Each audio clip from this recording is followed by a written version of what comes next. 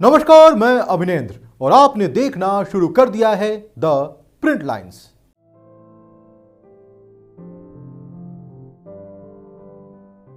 Israel को कुछ हथियारों और उपकरणों की सप्लाई रोकने के बारे में अमेरिकी राष्ट्रपति जो बाइडेन का ऐलान बहुत से लोगों के लिए हैरान करने वाली बात थी।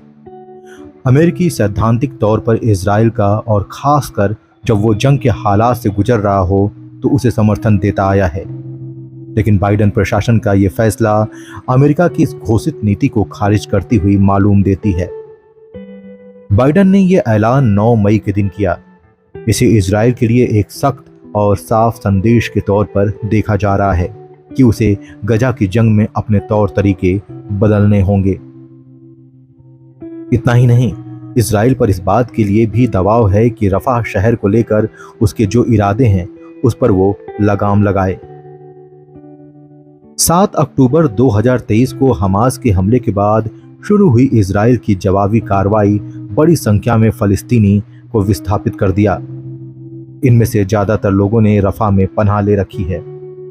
बाइडेन प्रशासन और इजराइल की नेतन्याहू सरकार के बीच गजा की जंग को लेकर जो मतभेद है उसकी इंतहा उस वक्त देखने को मिली जब राष्ट्रपति बाइडेन ने CNN को एक इंटरव्यू में कहा, रिहायशी इलाकों पर इन्हीं बमों को बरसाने और अन्य तरीकों के इस्तेमाल के कारण गजा में आम लोग मारे जा रहे हैं।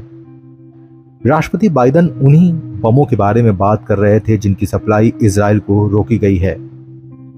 उन्होंने इसी इंटरव्यू में रफा पर हमले को लेकर इजराइल को एक बार फिर से आगाह भी किया। इजराइल को हथियारों और उपकरणों की सप्लाई रोकने का अमेरिकी फैसला बाइडेन प्रशासन और नेतन्याहू की सरकार के बीच चल रहे विवाद का नतीजा था। जो बाइडेन चाहते हैं कि युद्ध विराम और बंधकों की रिहाई को प्राथमिकता दी जाए। वे युद्ध के बाद फलस्तीनियों और अरब देशों की साझेदारी और समन्वय से गजा पट्टी के प्रबंधन के लिए एक रणनीति बनाना चाहते हैं, लेकिन नेतन्याहू हमास को बर्बाद कर देने के अपने मकसद को हासिल करने तक रुकना नहीं चाहते। इस मकसद को हासिल करने के लिए नेतन्याहू के पास जंग जारी रखने और रफा पर हमले के अलावा कोई दूसरा रास्ता नहीं है। हथियारों और उपकरणों की सप्लाई रोकने के फैसले के कुछ ही दिनों बाद बाइडेन प्रशासन ने अमेरिकी कांग्रेस को बताया कि वो इजराइल को $1 अरब से अधिक मूल्य का आर्म्स पैकेज भेज रहे हैं। इस पैकेज में इजराइल के लिए टैंक, मोर्टार, तोपखाने और परिवहन वाहनों के उपकरण शामिल हैं। बाइडेन प्रशासन की नीतियों में ये विरोधाभास इसलिए दिखाई देता है क्योंकि वो जिस स्थिति का सामना कर रहे हैं वह जटिल और राजनीतिक रूप से मुश्किल है। राष्ट्रपति पद अपने कार्यकाल की शुरुआत से बाइडेन प्रशासन का ये नजरिया है कि मध्य पूर्व के संघर्षों से दूरी बनाकर रखी जाए ताकि चीन और रूस पर अधिक ध्यान दिया जा सके। लेकिन गजा की जंग ने बाइडेन प्रशासन के इस नजरिए को खत्म कर दिया है। मध्य पूर्व अब उसकी प्राथमिकता सूची में फिर से शीर्ष पर है और राष्ट्रपति बाइडेन को इससे निपटना होगा। हमास के हमले के बाद राष्ट्रपति बाइडेन खुद इजराइल गए थे। वहां जाकर उन्होंने इजराइल को समर्थन देने वाली अमेरिका की पारंपरिक नीति के प्रति अपनी प्रतिबद्धता का इजहार भी किया। उस समय राष्ट्रपति बाइडेन का वही रुख था जो इजराइल के लिए सहानुभूति रखने वाले ज्यादातर अमेरिकियों का था।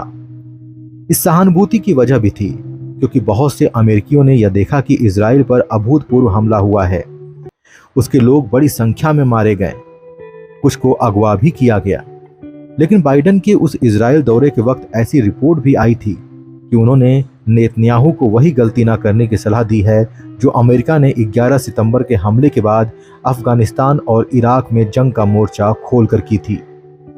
हालांकि इजराइल ने जंग की शुरुआत की और अमेरिका ने शुरू में इसका समर्थन किया, जैसा कि हमेशा से होता आया है। इजराइल अमेरिकी हथियारों पर लगभग पूरी तरह से निर्भर था, लेकिन आने वाले महीनों में मामला और अधिक जटिल और रक्त रंजित होता चला गया।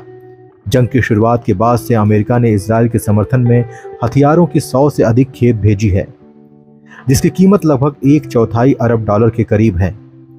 इन हथियारों ने निश्चित रूप से इजराइल के सैन्य अभियानों में एक प्रमुख भूमिका निभाई है। लेकिन घरेलू मोर्चे पर बाइडेन प्रशासन के लिए हालात मुश्किल होते दिख रहे हैं। जंग में बढ़ती तबाही और बड़ी संख्या में आम नागरिकों की हताहत के बावजूद अब तक इजराइल का समर्थन करते रहे राष्ट्रपति बाइडेन को अपने इस रुख के चलते देश में और देश के बाहर भी आलोचनाओं का सामना करना पड़ रहा है। अमेरिका खुद को संयुक्त राष्ट्र के अंतर्राष्ट्रीय मंच पर आहिस्ता आहिस्ता अलग थलग पड़ते हुए देख रहा है। इसकी वजह भी है। गजा में फलस्तीनियों लोगों की तकलीफों को खत्म करने और युद्ध विराम के लिए जहां एक ओर दुनिया भर के मुल्क अपील कर रहे हैं, तो दूसरी ओर अमेरिका इजराइल को इस जंग में अपना समर्थन दे रहा है। राष्ट्रपति बाइडेन पर इस वक्त घरेलू मोर्चे में से ही सबसे ज्यादा दबाव पड़ रहा है। आम अमेरिकियों का एक तबका, जिसमें वे लोग भी शामिल हैं जो बाइडेन की डेमोक्रेटिक पार्टी के सदस्य हैं, गजा की जंग के बारे में उनके प्रशासन से इतर राय रखते हैं।